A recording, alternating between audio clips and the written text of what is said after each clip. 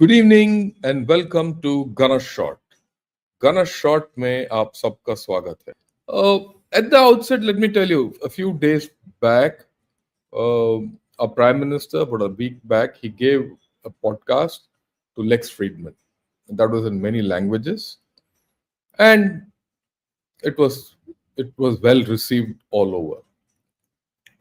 And there was this little bit which pertained to his comments on China and what he said about China, and that's what has got a reaction from China. And I thought we must analyze it to see it in its correct perspective. So first, let's hear what our Prime Minister said about China, and then we will see how the Chinese have analyzed it. Okay, here we go. Yeah, let's hear this. और मैं मानता हूं कि इतने सशक्त संबंध रहे, इतने गहन सांस्कृतिक संबंध रहे, और पहले के सदियों में कोई हमारे बीच में संघर्ष का इतिहास नहीं मिलता है। हमेशा एक दूसरे से सीखना, एक दूसरे को जानने का ही रहा है। और बुद्ध का प्रभाव किसी जमाने में तो चाइना में काफी था,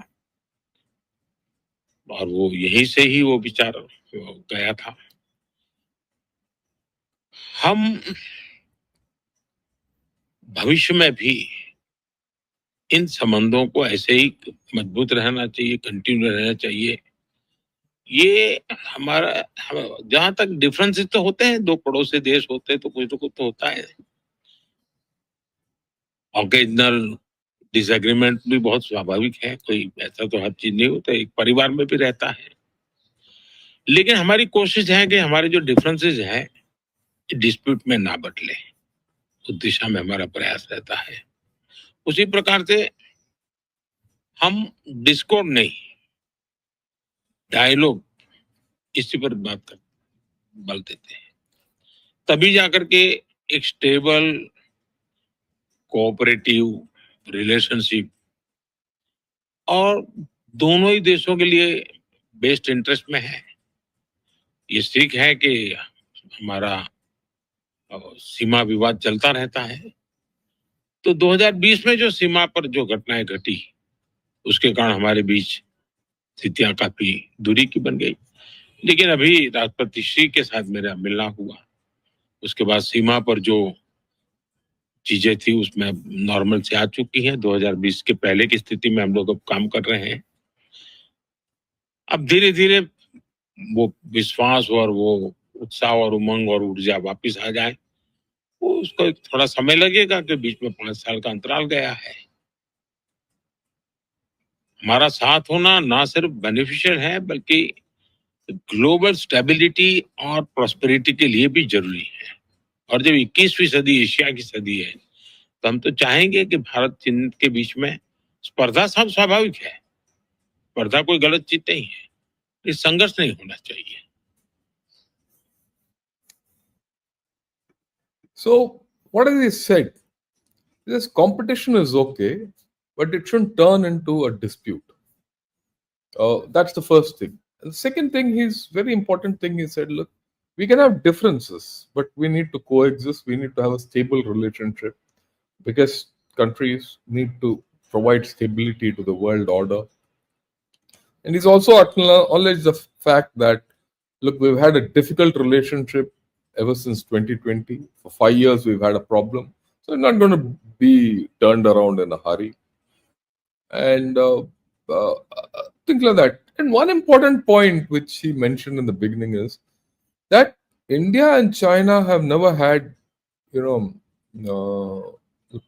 bad relations or relations, which were opposite to each other. Throughout history, we've had actually cooperative relations. People went from here, learned there. People came from there and learned about the Indian civilization, went back. Religion spread. All this he said. Two things I'd like to highlight. And then we'll take this forward as to how the Chinese have viewed it. First is, Why is it that our in the Indian civilization or Chinese civilization never came in serious contact? It did not come into contact because of the Tibetan plateau and the Tibetan people. They were always the buffer which separated both.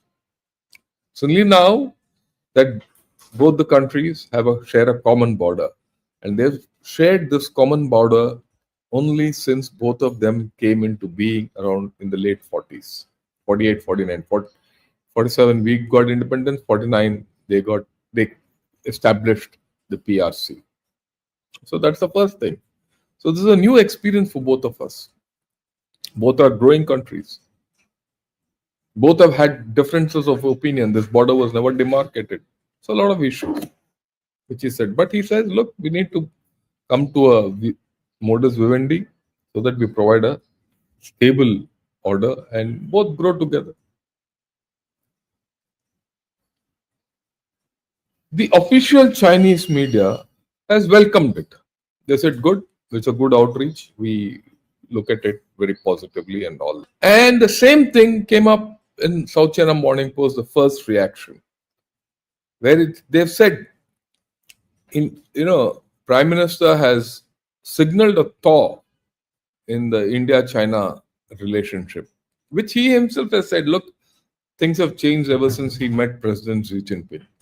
At least the border tensions have eased. On that, there's no doubt. And we're talking of other things. But they've also highlighted that in this podcast, our Prime Minister has said that he has a strong personal bond with Trump, and our relationship with USA has to go to the next level. So this is the first indication from South China Morning Post. Officially, they've welcomed it. But what is the discourse on all this amongst their think tanks? That's important because in China, because of the lack of opinion and because of amongst the people, which stems from the fact that there's very little contact, people to people contact between Indians and Chinese, the guys who are opinion makers and the analysts set the course of the discussion. Same thing for you, all of us in India.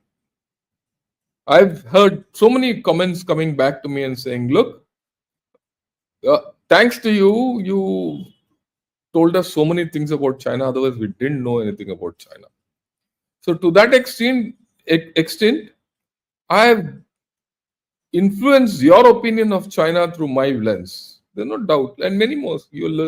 When all rational human beings will listen to many and take it forward. Same thing there. So it's important to understand how the Chinese have viewed it. And I'll give you 2-3 views of this whole story. Right? And this is the first guy. Now, this guy, Mao Keji, he's a visiting scholar at Harvard. He's young. He's about 33, 34 years old. He's a PhD student at the Tsinghua University. And of late, he's writing a lot about South Asia and India. He's very intelligent. And I think he homes on to things very fast. He's got a grasp of a lot of things, I must say. But he plays to the communist tune. One. And second, with his age, he comes up with some postulations which are not really true. But that's the official Chinese postulation now. There are about 5-6 steps. In the last episode, I did tell you about a few, and now including him. But now we'll discuss what he says. He wrote 2 articles. That's the interesting part. He wrote one article in South China Morning Post where he says how America first is bringing India and China closer together. That's a very positive postulation. But when you read through the lines, you see that there are bylines. That's the facade. You have to, when we analyze China, you have to see this beyond the facade. पर्दे के पीछे क्या है? So पर्दे के पीछे क्या है? And that's the first thing, line which caught my eye. He says the reason for this development where the prime ministers made this outreach is that New Delhi has realized that maintaining a cold war with Beijing is increasingly costly. That it can't be afforded. So what he's talking of is there's a cold war between China and India. Okay, and India can't withstand it. So he's made this thing. That is why the Indian Prime Minister is reaching out. Then, of course, he says last October, when President Xi and Prime Minister Modi met in the first formal dialogue, some economic the border issue was settled to some extent, and that enabled the economic cooperation to start. And he says, look, the diplomatic issue and the economic issues have come to the fore, and the border issue has gone to the rear. That's what he's telling everyone. But that's not the case for us. Let's be very clear. So he's come back to the Chinese standpoint that diplomacy and economy are in the forefront, border is the backseat, back burner. But that's not the way we look at it. For us, both are important. In fact, the border is always important. And he's brought in a new angle completely, which the Prime Minister has not said so. In fact, he said the opposite. He says the US-Indian dynamics now have a significant role in shaping Sino-Indian ties. And he's left it at that in this article. Not more. Okay. Now, the next article which is of interest is this. This came in Guancha. Same chap's written. Keji. It's in Chinese. I just thought I'll show it to you first. And then, of course, he says Modi's favor for China, and there is a larger geopolitical strategy behind it. So he says, look, why is Modi doing all this? Is because there's a game plan. What is this game plan? What is the geostrategic construct behind this whole story? Right? So what's that? Now, the bulk of his analysis is on the US-India relationship. He says that's failing. That is why the outreach to China. I mean, the major theme is this. And that's getting into problems. He says, look, India and China are called natural partners. But he says the reality is more complex and there are realistic considerations and interests. We know that. Our equation, the Indo-US relationship was supposed to be the partnership of the century. But it's hardly been that. There are a lot of bylines in the whole story. And his prediction is that Trump's return to the White House will complicate this relationship. And he's based it on, so far, what has happened between India and USA. And to that extent, he's gone wrong. But it doesn't matter whether he's gone wrong or not. This is what he's telling people inside. Look, Guancha is for domestic consumption. He's shaping the Chinese narrative and influencing the Chinese mindset. And if he's an upcoming scholar, people are reading him.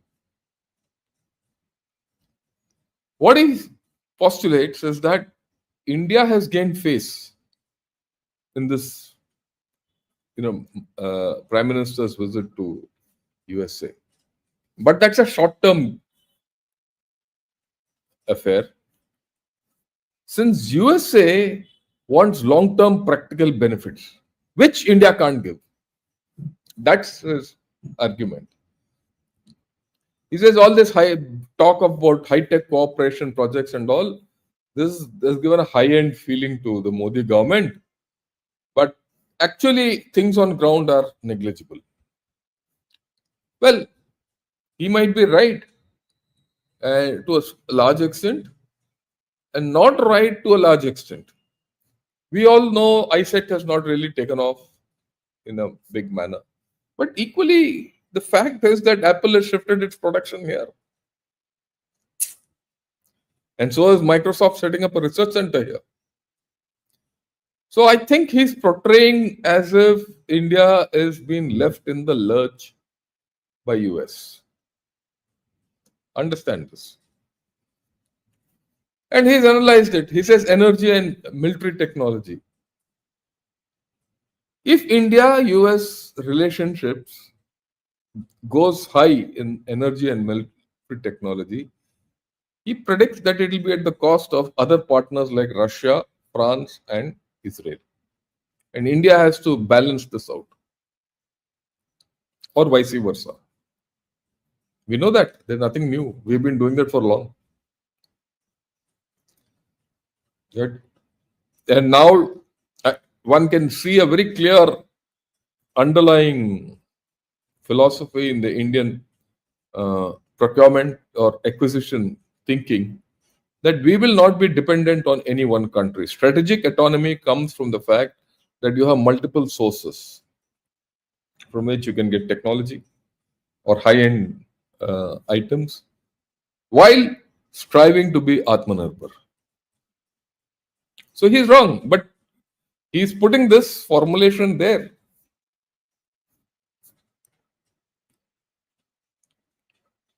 And he feels that Trump's approach to the Indo-Pacific strategy, which Biden had adopted, is different. One. Number two, in this new strategy which is coming, India does not have a key role to counter China. That I think is completely off. He's completely off there.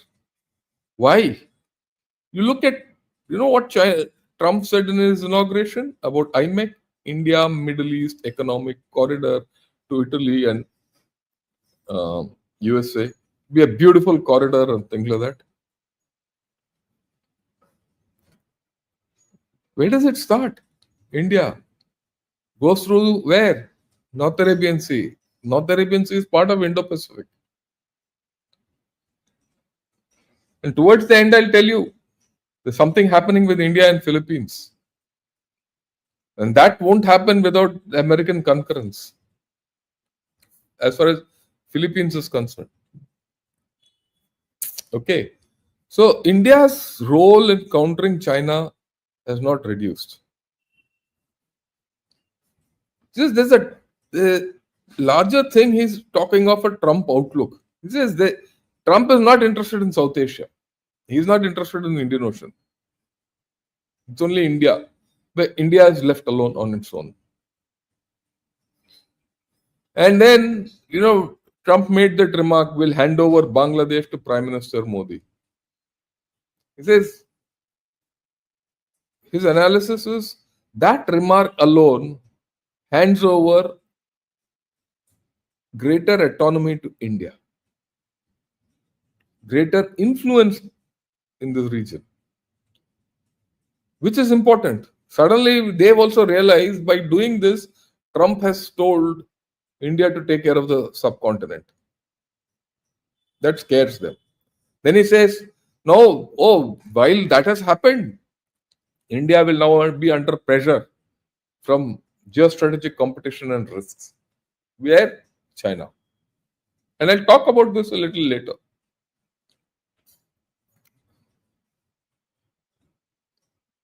Okay. So, and he also predicts that the Trump presidency will pose lesser friction to India. You remember that during the Biden administration, there were a lot of issues regarding democracy, human rights, and all those things. He says all that will vanish with Trump. So he's presented a picture which appears balanced, but is not. But it suits the Chinese audience. But that's not the end of the story. He says US India relations still face internal contradictions and challenges. What are these? He says India has to constantly prove its value to the US. Otherwise, US will cast this aside. Every time India has to remind the US we are there. Okay. And then, of course, he's reiterated goodwill towards USA will be at the cost of its traditional partners. Right? Then India's growing industrial and economic development needs the Trump administration. I mean, we need our economic development and industrial growth to take place, which is at cross purposes with America's first. And he says, look, in the past 5 years, India has failed to gain the value of what happened in the post-COVID period. In the post-COVID period, he says, as per him, India tried to get hold of manufacturing to shift to India. But that has not happened, and in America has not helped them. Now, here, I think there's a huge issue which people have to understand. What is this huge issue? Okay, I mean,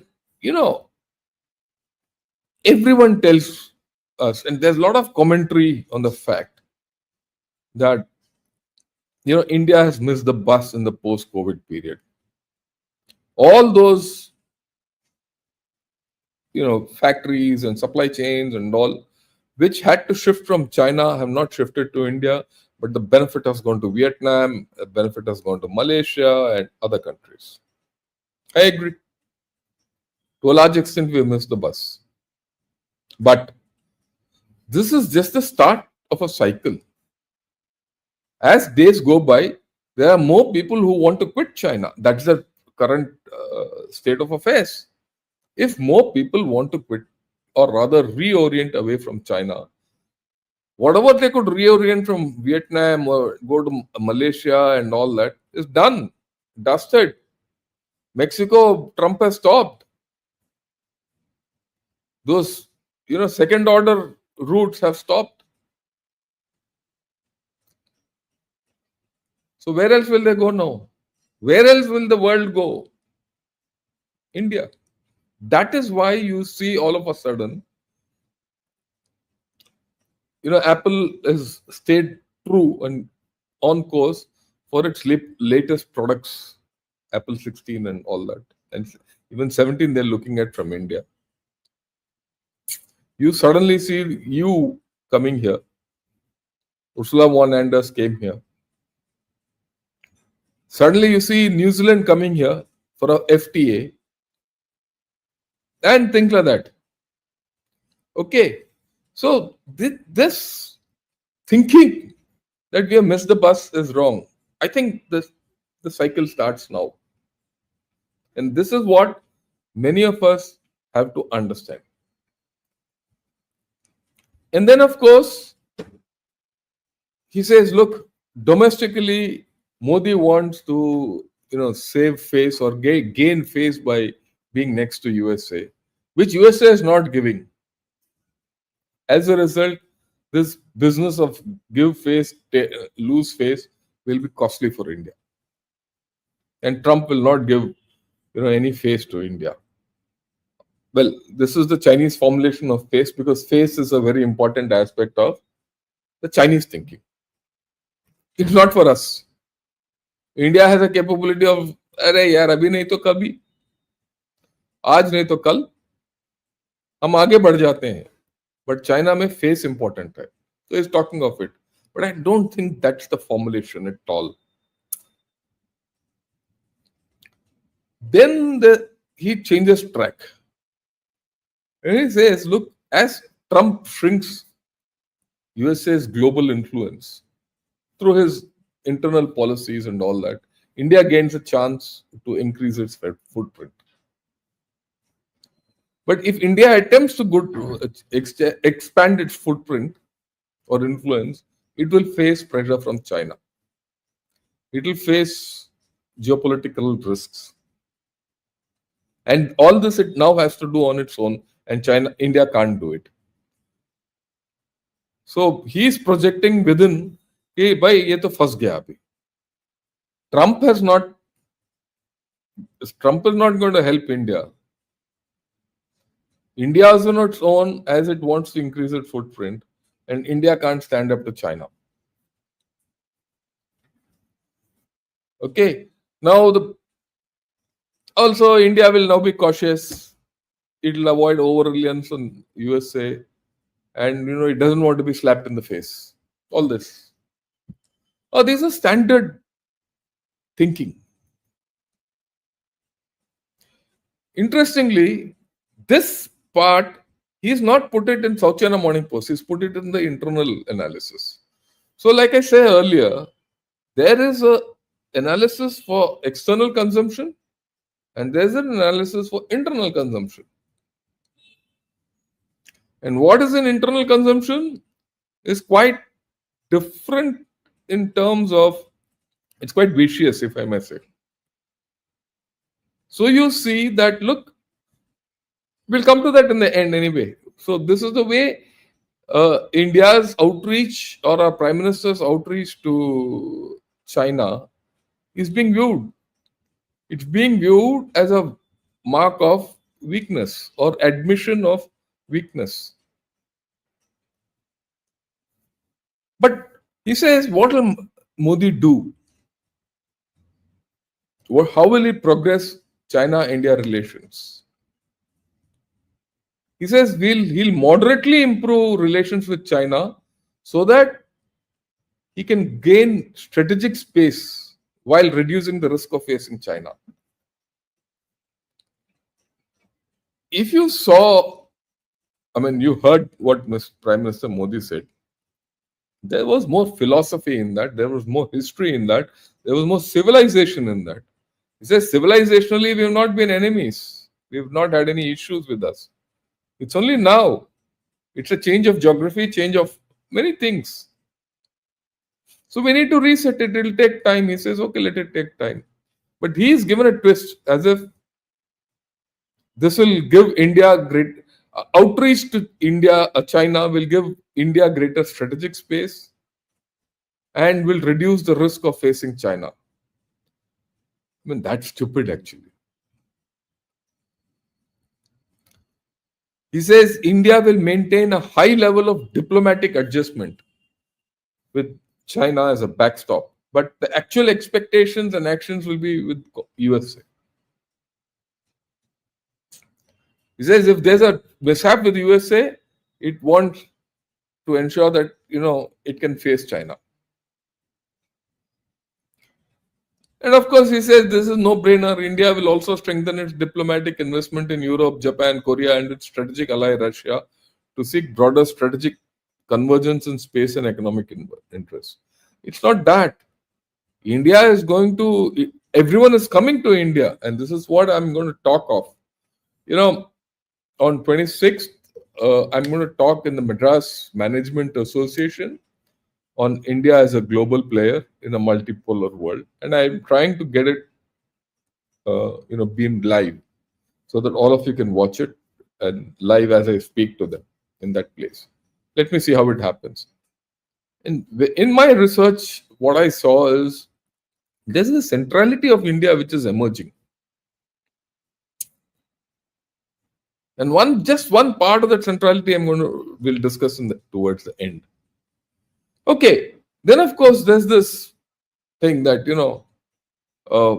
India and China should get together and unite so that we can face US tariffs and trade tensions. And then there's this internal commentary in Guancha which says Indian farmers are going to struggle because of the tariffs. And who's the biggest loser in this US-India tariff war? It will be India. They keep applying the Chinese standard, what's happening between China and USA to India and USA, little realizing that we are going through this adjustment. There's no doubt about it. With USA. And that's why Mr. Piyush Goyal went. He's had a discussion. Things will happen. It's a matter of time. After all, it's not going to happen in a hurry. This is again a very, very, very, very, very interesting, uh, you know, article about anxiety in India. Again in Guancha, this is a translated thing. He says there's a lot of anxiety in India on technology, on China, on security, this, that, yeah, all that. But what is important is this. Is this tells us the Chinese thinking, and it connects with what I spoke earlier. That there will be increasing pressure on India in our neighborhood, and China. Now that India-US ties will not be as good as before, India will have to face the geopolitical risks alone. How they'll face alone is here in another article.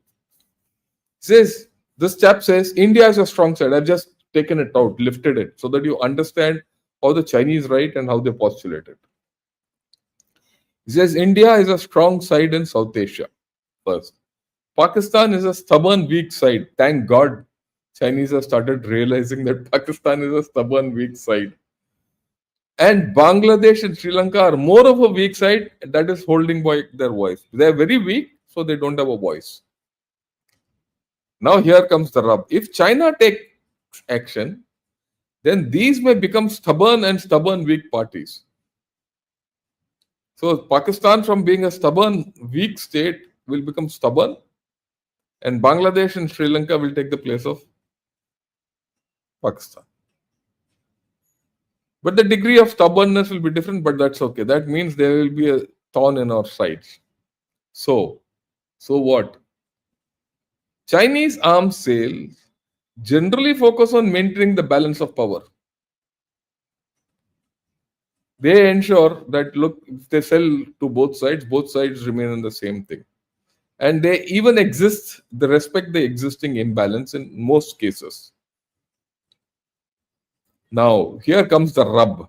He says when the weak side is further weakened because of the new equipment purchased by the strong side, that is India, it is time for China's arms sales to improve the arms sales specifications. Dekho. He says the time has now come to arm Pakistan, Sri Lanka, and Bangladesh. ये देखिए, I mean, it is very clear. Their intent is very clear. I mean, we should have no doubt. Or PMS given a hand of outreach, but their intent, dekho, it has not changed. They're officially, they said, but behind the facade, this is China for us. This is something which we need to keep in our mind. So, what are they doing? Yunus is to go next month to China. So they all said to roll the red carpet for him. Look, there are different dynamics in Bangladesh, which I'll talk of sometime this week. Something is happening in Bangladesh, which is going from one phase to another. It's changing phase. Instability will increase. But in the meantime, there's something happening. So let's watch. And then, of course, he says, look, the Prime Minister of India has gone to Mauritius recently. He's met with Mauritius and all that. All those cooperation, is it against China? So what should we do? Chalu hai thinking. Okay. And then, of course, they're worried about what our outreach to Taliban. And they're worried in a different context. See, this is where that Keji's analysis is, stupid. In fact, juvenile. Why is it juvenile? He says India will have to deal with its neighborhood on its own, where China is. Look at the Afghan situation. What's happened in Afghanistan? For the past 3 years, China has been the one which has been had a dominant position. They were the ones who sent ambassador first, and he's been there. And everyone thought that Chinese will exploit Afghanistan minerals, that pie in the sky syndrome, and trains will go and this and that, belt and road through Afghanistan. What has happened? Nothing has happened. On the other hand, India Afghanistan ties have improved. On the other hand, today there's a thaw in the relationship between Afghanistan and USA. USA is back in Afghanistan. The Sirajuddin Haqqani, his brother and a cousin, they've been taken off the most wanted list. Bounties have been taken off their head. So there's something else happening. And everyone thought at that point of time that Pakistan will facilitate Chinese entry into Afghanistan. Has that happened?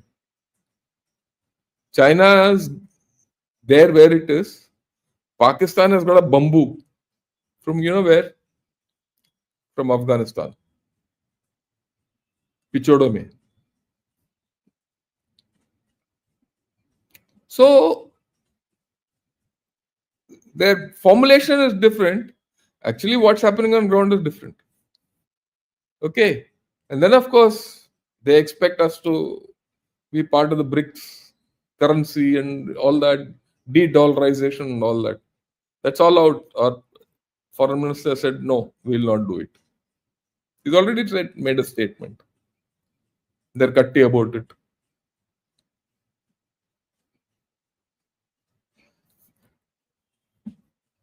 This is a very, very interesting article to read. This article analyzes completely in depth. I'll just show you so that you can have a look at it without it completely analyzes the infrastructure construction of the Sino-Indian border during our PM's tenure. And this analysis is a very deep analysis. If you want to know what's happening here, read this. He'll tell you exactly what's happening on border infrastructure. And it is so much in detail. It tells you when Sinchulla will open, when what will be the effect of this Padam Darcha road, what will be the effect of Zojila opening, how things have changed by Tawang and Sela tunnel being all weather now, and Tawang getting better connectivity. How many roads in how many phases and what is the progress? All that is there in this. You'll be surprised at how minutely they are saying.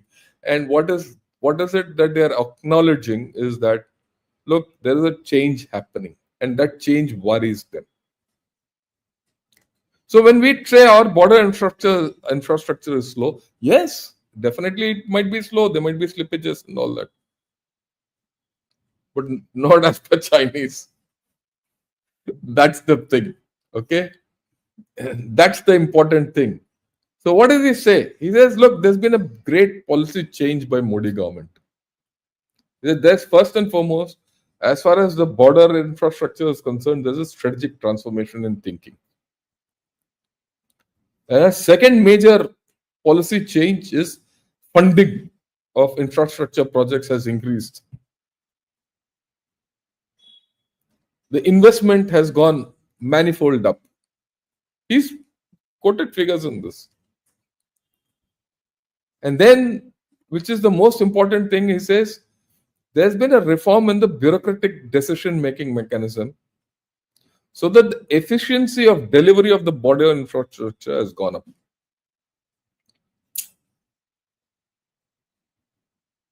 Look, let me put it this way. I found this analysis almost absolutely to the core, to the point about, and militarily correct. I mean, I think this chap is a military guy who knows his beans. There's nothing political in this article. It's a statement of fact. And it's a statement of worry. So you connect this up with that previous Keji's thing. That fellow is living in some space. Oh, bacha hai, wo is living in some space. And heart of hearts, they know what's happening. And my guess is sooner or later, there will be a realization as to what our Prime Minister has said. In any case, they have no choice. They have no choice. China is in such a bad shape that they have no choice. And why China is in a bad shape, X, Y, Z, I'll do a thing this week. I will. Because things are going bad to us. Slow collapse. Like the way all their ghost cities have, it's now very clear there are a lot of ghosts in those ghost cities which are not going away. Similarly, the collapse of China is going to be very slow. It will never recover. Okay, he says, what are the outstanding features of the border infrastructure in the past 10 years? I've just summarized it. He says the focus of development infrastructure is very fast in the western and the eastern sections of the China-India border, basically east and eastern Ladakh. Second, this is interesting what he's observed. He says the border infrastructure planning is a cross-net development of border highways, aviation and railways. And it forms a land, air, three-dimensional transportation security system. Have you thought of it? He is thinking of it. He sees it happening because there are a lot of helipads coming up, railway tracks going up, roads coming. So it's a three-dimensional issue. And he says earlier it was a single mode transportation. Now that has been completely overcome.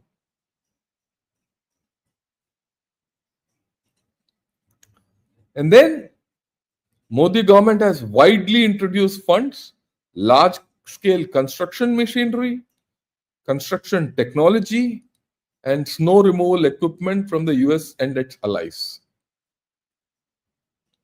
So the wherewithal has been put in place, funding and equipment.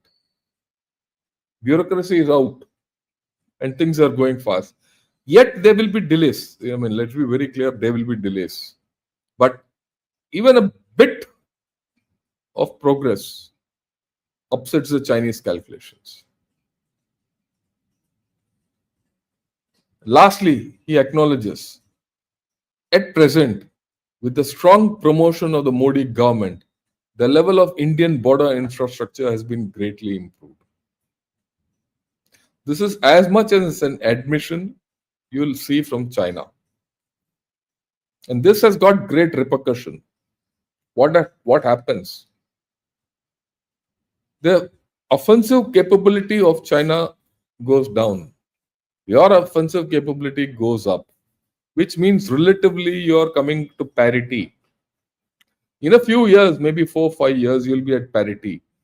Beyond that, like I said somewhere around 2030, you'll see this shift happening. You'll start seeing China defending against the likely Indian offensive. I'm making this statement today. This shift was 3 years back, 4 years back, we didn't think of this shift. Today it's happening. And that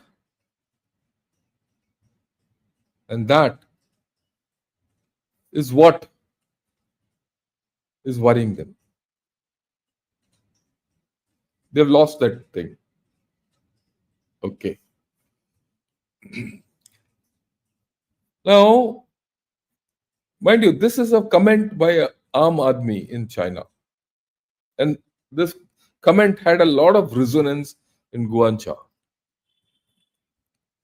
He says, for the sake of the future of China and future generations, we must adhere to a long-term, continuous and unwavering policy to dismember India.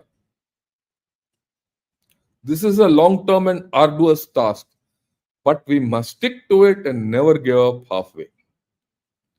This is what the Chinese feel about us, the Aam Aadmi in China. They want to dismember us. So is it fear? Is it hate? Is it Chinese hegemonism? What is it? So herein are the dangers of an outreach to China. Our Prime Minister has made a tremendous outreach to China. Hats off to him. But will you get the same thing back from China? $1 million question. I don't think so.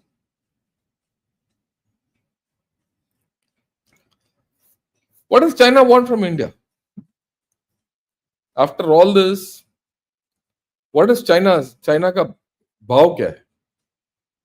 What does he want from India? What's he putting on the table? How will he respond to what our Prime Minister said? He says the border issue is permanently consigned. He then said, in my view, the border issue is consigned to the back burner as far as China is concerned. It's as if it never existed. They've got what they want. They know they can't get Arunachal. They're happy with what it is. Deep down, they don't like India and they'll not trust us. They don't trust us. And there's a lot of malevolence in their thinking. They want us to be dependent on them for everything. And they don't want us to progress. There are the theories which are coming out, which I spoke in the last thing, that they want to kneecap us by gutne tod do isko. And they feel that India must be exploited by China. And India must be exploited by China to effect its revival with no benefit to India. They want to revive at our expense. So they want us to buy their finished goods, no technology, no nothing, zero, and ensure others don't come in. So they give them an opportunity, they'll flood your market and kill their competition and kill your industry. That's what happened. We'll be fools to make it repeat. India must break its relations with USA at any cost. And only then we'll be forced to go to China, and they'll do this. And that's what that Mao Keji is trying to do. And of course, we must recognize China as the undisputed hegemon of Asia and then the globe. And we must follow the Sinocentric world order. Okay. So that's how they're looking at this whole game. We need to understand this.